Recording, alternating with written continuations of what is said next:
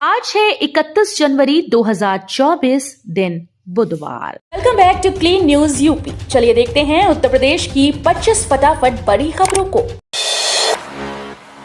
UP के उद्यमियों के लिए दुर्घटना बीमा योजना की गाइडलाइन जारी। योगी सरकार ने मुख्यमंत्री सूक्ष्म उद्यमी दुर्घटना बीमा योजना में प्रदेश लागू करने के लिए गाइडलाइन जारी कर दी है। इसके तहत जीएसटीआईएन व टीआईएन लेने को पात्र वाले उद्यमी इस योजना का लाभ नहीं उठा सकेंगे। 18 से 60 साल तक के सूक्ष्म उद्यमियों को ही ये लाभ मिलेगा। एमएसएमई विभाग ने इस संबंध में शासनादेश जारी कर दिया है। यमुना एक्सप्रेसवे के किनारे बनेगी टाउनशिप, 4 SEZ भी होंगे विकसित। रॉयल हेरिटेज सिटी की डीपीआर को मंजूरी।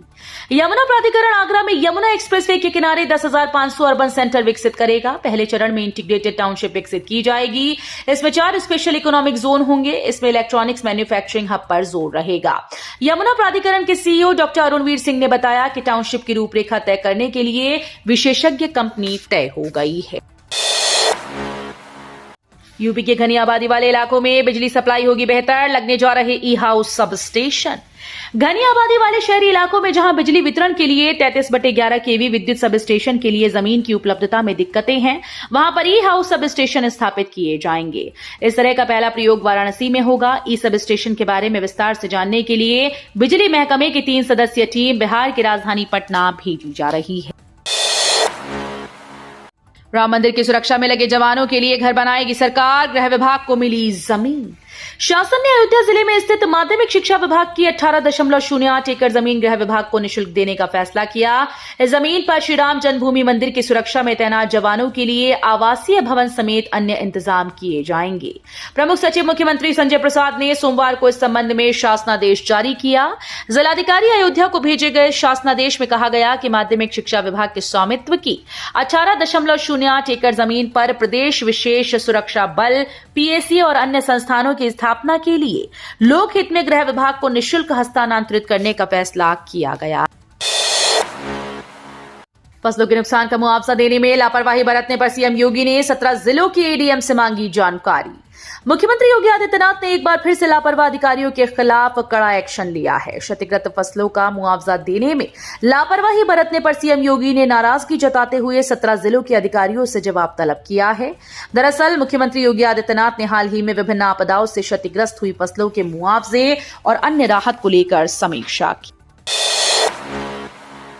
योगी मंत्रिमंडल का अयोध्या दर्शन हुआ स्थगित। 1 फरवरी को पूरी कैबिनेट के जाने का था प्लान। अयोध्या में श्रद्धालुओं की भारी भीड़ के मद्देनजर प्रदेश सरकार ने योगी मंत्रिमंडल का 1 फरवरी को प्रस्तावित रामलला दर्शन कार्यक्रम फिलहाल स्थगित कर दिया। मुख्यमंत्री योगी आदित्यनाथ ने 1 फरवरी को मंत्रिमंडल के सदस्यों के साथ अयोध्या में रामलला का दर्शन करने की घोषणा की थी। प्रधानमंत्री नरेंद्र मोदी ने श्रद्धालुओं की भीड़ के चलते केंद्रीय कैबिनेट के मंत्रियों से फरवरी में रामलला के दर्शन करने नहीं जाने को कहा है। डिजिटल गाइड बनेगा काशीयात्रा.com ऐप। पर्यटकों के लिए भाषा की बाधा होगी समाप्त। काशी भ्रमण के लिए आने वाले देशी विदेशी पर्यटकों के लिए अब बोली भाषा की बाधा समाप्त हो जाएगी।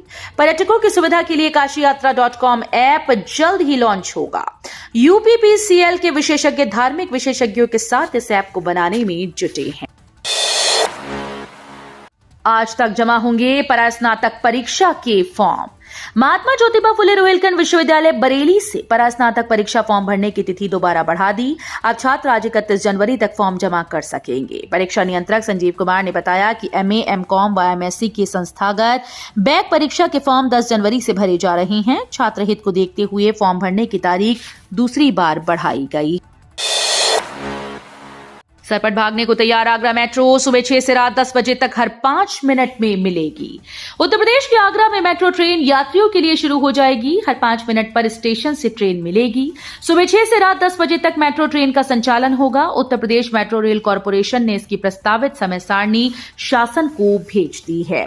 यूपीएमआरसी के उप महाप्रबंधक पंचानन मिश्रा ने बताया कि मार्च में मेट्रो ट्रेन ताज पूर्वी से जामा मस्जिद स्टेशन तक चलेगी। अब रेल यात्री 50 किलोमीटर के दायरे में यूटीएस ऐप पर कहीं से भी बुक कर सकेंगे रेल टिकट। रेल यात्री भारतीय रेलवे के यूटीएस ऐप के जरिए अब स्टेशन के 50 किलोमीटर क्षेत्र में टिकट ले सकेंगे। अब तक सुविधा स्टेशन से 5 किलोमीटर दायरे में ही मिलती थी। ऐप से टिकट बुक होने पर मोबाइल फोन पर मैसेज मिलेगा। इस टिकट पर कोई दूसरा यात्रा नहीं कर सकेगा। यात्रा खत्म होने के साथ टिकट भी खत्म हो जाएगा। श्री कृष्ण जन्मभूमि और शाही ईदगाह मस्जिद विवाद की सुनवाई अब 22 फरवरी को। श्री कृष्ण जन्मभूमि और शाही मस्जिद विवाद मामले की इलाहाबाद हाईकोर्ट में सुनवाई हुई। न्याय मित्र ने कहा कि भगवान के नाम से वादे गार्जियन नियुक्त करने का अधिकार कोर्ट को है। इस पर सभी पक्षों को आपत्ति देने का समय दिया गया है। न्यायमूर्ति मयंक जैन मामले की सुनवाई कर रहे हैं। भगवान श्री कृष्ण विराजमान कटरा केशव देव केस की भी सुनवाई हुई। 6 से 10 फरवरी के बीच में आ सकते हैं सीएम योगी। लोधा की RMPSU में हो सकती है जनसभा। मुख्यमंत्री योगी आदित्यनाथ 6 से 10 फरवरी के मध्य अलीगढ़ आ सकते हैं। वो राजा महेंद्र प्रताप सिंह राज्य विश्वविद्यालय समेत करोड़ों की लागत से कराए गए विकास कार्यों की परियोजनाओं को जनता को समर्पित करेंगे। साथ ही लोधा में जनसभा को संबोधित भी करेंगी। नीलकंठ महादेव मंदिर बनाम जामा मस्जिद मामले में अब 9 फरवरी को होगी सुनवाई। बदायूं के नीलकंठ महादेव बनाम जामा मस्जिद मामले में मंगलवार को फिर से सुनवाई चल गई। अब सुनवाई 9 फरवरी को होगी। सिविल जज सीनियर डिवीजन कोर्ट के न्यायाधीश मनीष कुमार तृतीय की कोर्ट में यह मामला विचाराधीन है। अखिल भारत हिंदू महासभा के प्रदेश अध्यक्ष मुकेश पटेल की ओर से सिविल जज सीनियर डिवीजन की अदालत में याचिका दायर की गई थी। धौरहरा सीट कांग्रेस के लिए छोड़ सकती है सपा। अखिलेश के इस फैसले से तेज हुई चर्चा। लखनऊ में समाजवादी पार्टी के राष्ट्रीय अध्यक्ष अखिलेश यादव ने लोकसभा चुनाव को लेकर प्रदेश में सीटों के बंटवारे पर ट्वीट क्या किया। लखीमपुर खीरी जिले में भी सियासी भूचाल आ गया। राजनीतिक दलों समेत हर ओर बस यही चर्चा रही कि लोकसभा की 2 सीटें खीरी और धौरहरा पर आखिर दावेदारी किसकी होगी। उधर समाजवादी पार्टी सूत्रों के मुताबिक सपा मुखिया का पूरा जोर खीरी पर है। सपा धौरहरा सीट कांग्रेस के लिए छोड़ सकती है। यूपी में बड़े पैमाने पर आईपीएस के तबादले। आईएएस जोगिंद्र को रामपुर और संजय को पीलीभीत की जिम्मेदारी। बरेली विकास प्राधिकरण के उपाध्यक्ष जोगिंद्र सिंह पीलीभीत के बजाय रामपुर के डीएम होंगे। शासन ने सोमवार को उन्हें पीलीभीत का डीएम बनाने का आदेश जारी किया था, जिसमें संशोधन कर दिया गया। वहीं फर्रुखाबाद से रामपुर भेजे गए संजय कुमार सिंह प्रथम के आदेश को भी संशोधित करते हुए उन्हें पीलीभीत का डीएम बनाया गया है। सपा ने जारी की 16 उम्मीदवारों की पहली सूची। मैनपुरी से डिंपल तो लखनऊ से रविदास मेहरोत्रा को टिकट। समाजवादी पार्टी ने लोकसभा चुनाव को लेकर अपनी पहली सूची जारी कर दी है। मैनपुरी से डिंपल यादव को प्रत्याशी बनाया गया है। लोकसभा चुनाव के लिए समाजवादी पार्टी ने अंबेडकर नगर लोकसभा सीट से पूर्व मंत्री लालजी वर्मा को प्रत्याशी घोषित कर दिया। बीते विधानसभा चुनाव से ठीक पहले बसपा छोड़कर वे सपा में शामिल हुए थे। सीएम योगी ने 17 जिलों के अधिकारियों को लगाई फटकार। सीएम योगी आदित्यनाथ ने एक बार फिर से लापरवाह अधिकारियों के खिलाफ कड़ा एक्शन लिया। क्षतिग्रस्त फसलों का मुआवजा देने में लापरवाही बरतने पर सीएम ने नाराजगी जताई। साथ ही 17 जिलों के अधिकारियों से जवाब तलब किया। दरअसल सीएम योगी ने हाल ही में विभिन्न आपदाओं से खराब हुई फसलों के मुआवजे और अन्य राहत को लेकर समीक्षा की। इस दौरान उन्होंने त्रुटियों के कारण फसलों के नुकसान के दोबारा सत्यापन में लापरवाही और मुआवजा न देने पर नाराजगी जताई। बलिया के यात्रियों को रेलवे का उपहार। शालीमार समेत ये एक्सप्रेस ट्रेन रुकेंगी। बलिया जिले में रेल सेवाओं का लगातार विस्तार हो रहा है। प्लेटफॉर्म को सुंदर बनाने के साथ ही नई ट्रेन का संचालन और एक्सप्रेस ट्रेन का नए स्टेशन पर ठहराव बढ़ रहा है। इस क्रम में बिलथरा रोड व सहतवार क्षेत्र के यात्रियों और आम लोगों को उपहार मिला है। दोनों स्टेशन पर जनप्रतिनिधियों ने हरी झंडी दिखाकर ट्रेन को रवाना किया।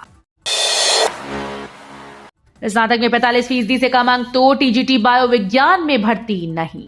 प्रदेश के 4512 सहायता प्राप्त माध्यमिक विद्यालयों में प्रशिक्षित स्नातक विज्ञान और जीव विज्ञान विषय के चयन की अर्हता में संशोधन कर दिया गया। टीजीटी जीव विज्ञान के लिए किसी मान्यता प्राप्त विश्वविद्यालय से कम 45% अंकों के साथ जंतु विज्ञान, वनस्पति विज्ञान और रसायन विज्ञान के साथ स्नातक, स्नातकोत्तर और राष्ट्रीय अध्यापक शिक्षा परिषद से मान्यता प्राप्त संस्था से बीएड, बीएड, बीएससी एड या एमएड होना अनिवार्य है।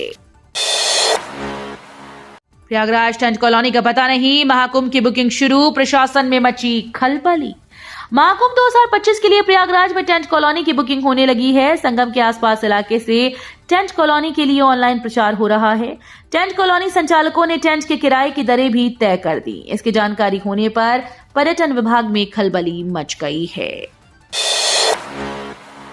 रामलला के पुजारियों की संख्या 3 गुना बढ़ाई, शिफ्ट में देंगे सेवा, 16 घंटे भक्तों को करवाएंगे दर्शन। अयोध्या राम मंदिर में रामलला की प्राण प्रतिष्ठा के ठीक 5वें दिन श्री राम जन्मभूमि तीर्थ क्षेत्र ने पुजारियों की संख्या 3 गुना बढ़ा दी। रामलला की सेवा में मुख्य पुजारी समेत 4 सहायक पुजारी तैनात थे, लेकिन अब 10 अतिरिक्त पुजारी भी तैनात कर दिए गए। इस तरह पुजारियों की कुल संख्या 15 हो गई। मेकशिफ्ट स्ट्रक्चर से लेकर नूतन मंदिर में 2 शिफ्टों में 4 पुजारी सेवा दे रही थी। कॉलेजेस में SC/ST को छोड़ स्कॉलरशिप में सबके फॉर्म बंद। प्रदेश भर के कॉलेजेस में स्कॉलरशिप और शुल्क प्रतिपूर्ति के लिए आवेदनों में समय सीमा की छूट का मामला तूल पकड़ने लगा। सेल्फ फाइनेंस कॉलेज फेडरेशन ने SC/ST के विद्यार्थियों को आवेदन के लिए मार्च तक का समय देने, जबकि सामान्य OBC और अल्पसंख्यक छात्रों के लिए 18 जनवरी को बंद करने पर सवाल उठाए हैं। चंदौली में कुत्तों का आतंक। जिले के चारों नगरीय निकायों में घुमंतू कुत्तों को संख्या लगातार बढ़ रही है। सड़कों पर घुमंतू कुत्ते आए दिन लोगों को काटकर जख्मी कर रही हैं। केवल नगर पालिका क्षेत्र में 30 दिनों में 1500 से ज्यादा लोगों को कुत्तों ने काटकर जख्मी किया। इसके बाद भी जिले के चारों नगर निकायों में इन कुत्तों को ना तो पकड़ने के इंतजाम है और ना ही इनकी बढ़ती आबादी की रोकथाम के लिए नसबंदी किए जाने की कोई व्यवस्था। कुत्तों की आक्रामकता का अंदाजा इसी से लगाया जा सकता है।